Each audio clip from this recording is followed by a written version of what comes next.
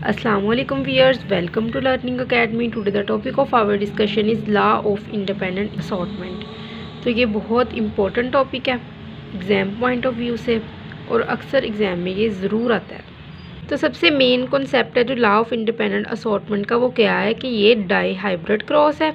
और जो law of segregation था, मेंडल का पहला लॉ सेग्रीगेशन था, दूसरा लॉ था इंडिपेंडेंट असॉर्टमेंट। जो लॉ ऑफ सेग्रीगेशन था वो था मोनो हाइब्रिड क्रॉस, और लॉ ऑफ इंडिपेंडेंट असॉर्टमेंट क्या है, ये है डाई हाइब्रिड क्रॉस। तो डाई हाइब्रिड क्रॉस एक ऐसा क्रॉस होता है जिसमें जो क्रॉस करवाया जाता है दो इंडिविजुअल्स के दरमियान। ऐसे इंडिविजुअल्स जो दो मुख्तलिफ, जिनके दो एटलीस्ट दो जो करेक्टर्स हो ना, वो एक दूसरे से बिल्कुल डिफरेंट हों। जिस तरह हम यहाँ पे देख सकते हैं, एक सीड है जिसका क्या है, शेप उसकी राउंड है और उसका कलर है येलो, और दूसरा है जिसकी शेप है रिंकल और कलर क्या है, ग्रीन। ऐसा प्लांट जो राउंड येलो सीड प्रोड्यूस करता है वो क्या है, वो है male. This sign is for male. Always remember, जब हम मेल की बात करते हैं, मेल सेक्स की बात करते हैं, तो वो कौन सा साइन होता है, ये वाला। और जब हम फीमेल की बात करते हैं तो उसके लिए ये साइन हम यूज़ करते हैं, ठीक है। तो जो फीमेल प्लांट होगा, जो फीमेल गैमेट प्रोड्यूस करेगा, तो उसका जो सीड होगा वो कैसा होगा, रिंकल ग्रीन, ठीक है। तो स्टेटमेंट में हमने बात करनी है जब दो पेयर हैं अलील्स के। ये किसकी स्टेटमेंट है, लॉ ऑफ इंडिपेंडेंट असॉर्टमेंट की। तो ये आपने याद करनी है और जैसे लिखी है एज इट इज़ ही याद करनी है, लेकिन समझ के याद करनी है ताकि आपको भूले ना। तो यहाँ पे हम क्या बात करेंगे, जब दो पेयर हैं, स्टेटमेंट में उसने कहा है, तो स्टेटमेंट में उसने कहा है कि when two pair of alleles, allele के दो पेयर, टोटल कितने हो गई अलील्स, नंबर में 4 होंगी, दो पेयर। दो पेयर का मतलब क्या है कि 4 हैं। एक पेयर में दो चीज़ें होती हैं ना, तो when two pair of alleles, 4 alleles एक ट्रेट्स के लिए अरे कंबाइंड इन ए हाइब्रिड, मतलब कि एक ट्रेट को कंट्रोल करती हैं दो अलील्स। हमेशा दो अलील एक करैक्टर को कंट्रोल करती हैं।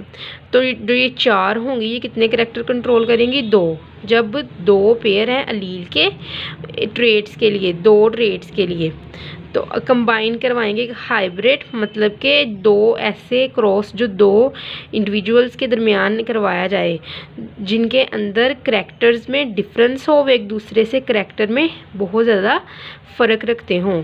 तो सिग्रीगेशन, अलहदगी है एक पेयर की, अलील के एक पेयर की अलहदगी दूसरे से बिल्कुल ही मुख्तलिफ होगी। ये आगे जाके आपको बिल्कुल अच्छे से यहाँ पे समझ लगेगा टेबल में। तो जब दो पेयर, यहाँ पे क्या कहा, अलील्स के एक ट्रेट के लिए जो अलील्स होती हैं उनको एक हाइब्रिड, उनका क्रॉस करवाया जाता है, तो क्या होता है कि एक पेयर का जो सिग्रीगेशन होता है, जब एक पेयर की अलहदगी होगी, सिग्रीगेट करती हैं ना अलील्स गैमेट फॉर्मेशन के दौरान, लेकिन जब आगे जाके मिलेंगी तो इंडिपेंडेंट होगी एक पेयर की अलहदगी दूसरे से। तो सेपरेट अलील्स, वो अलील जो सेपरेट होती हैं सेपरेट ट्रेट्स के लिए, वो इंडिपेंडेंटली एक दूसरे पे डिपेंड ही नहीं करती होंगी of one another from parents two of spring. अब यहाँ पे देख सकते हैं राउंड के लिए कौन सी अलील ली, कैपिटल आर, और येलो के लिए कैपिटल वाई। रिंकल के लिए कौन सी अलील है, स्मॉल आर, और ग्रीन के लिए स्मॉल वाई।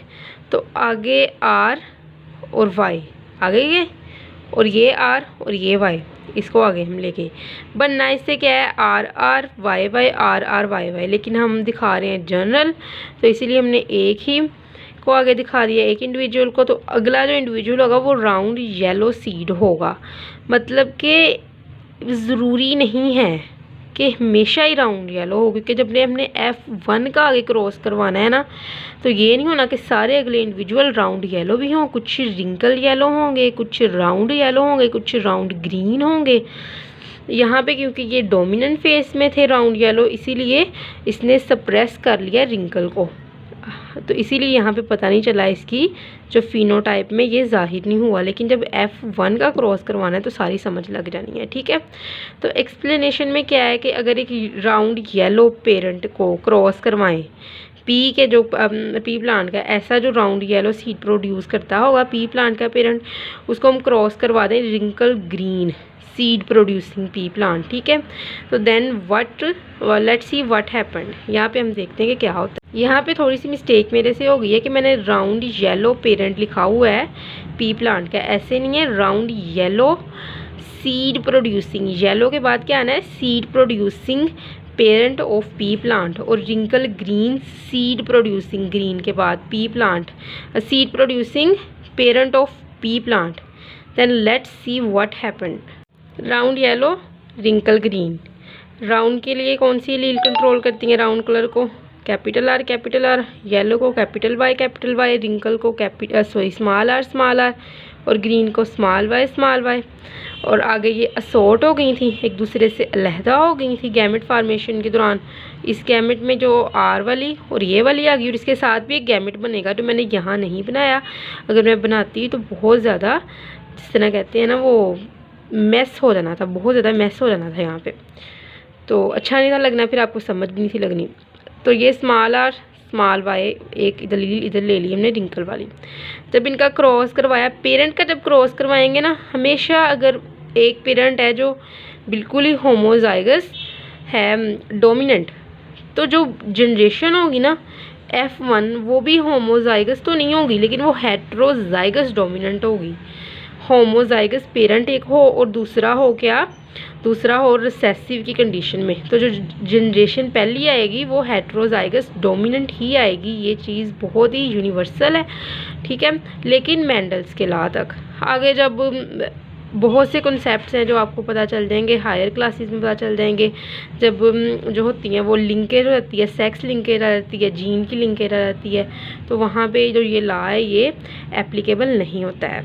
तो यहाँ पे हमने देखना है ये F1 जनरेशन और ये भी F1 जनरेशन, इनका जब क्रॉस करवाना है तो आगे क्या बनेगा, ठीक है।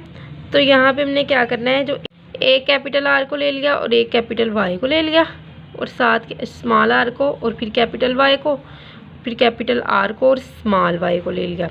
मतलब एक दफ़ा कैपिटल R स्मॉल r और y दोनों क्या लिए, कैपिटल ही येलो के, फिर कैपिटल R ही स्मॉल r और ग्रीन वाले कलर ले लिए, पहले येलो है और राउंड रिंकल दोनों के साथ येलो, फिर राउंड रिंकल दोनों के साथ ग्रीन। यहाँ भी राउंड रिंकल दोनों के साथ येलो और राउंड रिंकल दोनों के साथ ग्रीन। ये बहुत ही इम्पोर्टेंट चीज़ है, इसको आपने याद रखना है अगर पेपर में इसको लिखना है, क्योंकि बहुत ज़्यादा कन्फ्यूजन हो जाती है बच्चों को और वो गलत लिख देते हैं। राउंड का येलो के साथ येलो के साथ, फिर इसका राउंड को ग्रीन के साथ, तो यहाँ पे ना फिर जो होगी वो बहुत कन्फ्यूजन हो जाएगी आपको, और आप एक दो दफ़ा या तीन दफ़ा येलो ले लेंगे एक बॉक्स में, और 4 दफ़ा या 2 दफ़ा आप ग्रीन ले लेंगे, जिसकी वजह से यहाँ पे जो इसकी फिनोटाइप होगी ना वो 9:3:3:1 आनी चाहिए, और वो गलत हो जाता है। तो please be careful about that. तो होता क्या है कि जो ये है कैपिटल R और कैपिटल Y, इसको हमने सबसे पहले को क्रॉस करवाना है इसके साथ, फिर इसी को क्रॉस करवाना है इसके साथ, फिर इसी को क्रॉस करवाना है थर्ड वाले के साथ, और इसी को क्रॉस करवाना है किसके साथ, 4 वाले के साथ। मतलब यहाँ से एक को इन चारों के साथ क्रॉस करवाना है और इस लाइन में लिखी जाना है R Y R Y R R Y Y। R जो है डोमिनेंट है, Y भी डोमिनेंट है, राउंड येलो आ गया, होमोजाइगस राउंड येलो आ गया, इसके साथ इसके साथ इसके साथ और फिर इसके साथ। और पहले RY था होमोजाइगस, ये भी होमोजाइगस है, इन दोनों का क्रॉस करवाया तो क्या आया, होमोजाइगस राउंड येलो ही सीड होगा। फिर इस RY को इस हेट्रोजाइगस के साथ करवाया, फिर इस RY को, ये दोनों डोमिनेंट थे ना, तो जब इनका क्रॉस करवाया तो डोमिनेंट ही आया। फिर RY को क्रॉस करवाया स्मॉल r और y के साथ, तो ये R और ये वाला R है और ये Y और ये Y, इसको हम यहाँ पे लिख देंगे। फिर इस RY को जो कि डोमिनेंट फेस थी इसको इसके साथ करवाया, तो इसमें एक डोमिनेंट है और एक रिसेसिव है, तो क्या होगा, जो जीनोटाइप है वो हेट्रोजाइगस में ही आएगी, ठीक है। फिर इसको इसके साथ करवाया तो इधर आ गया। इसी तरह फिर ये है, इसको इन चारों के साथ करवाना है और इस लाइन में लिख देना है, इसको फिर इन चारों के साथ करवाना है और इस लाइन में हर एक का के साथ क्रॉस करवाने के बाद लिखी जाना है, ठीक है। तो एक भी डोमिनेंट है तो मतलब वो जनरेशन जो है वो राउंड है, और अगर एक भी डोमिनेंट है कैपिटल Y है तो वो जनरेशन येलो है। उससे आपने इसको आइडेंटिफाई कर देना है और फिर काउंट करना है कि कितने राउंड येलो हैं, 9 है, राउंड ग्रीन कितने हैं, 3 है, रिंकल ग्रीन कितने हैं 1 है और राउंड ग्रीन कितने हैं 3 हैं। उनकी फिनोटाइप बन गई वही 9:3 रेशो 3:3:1।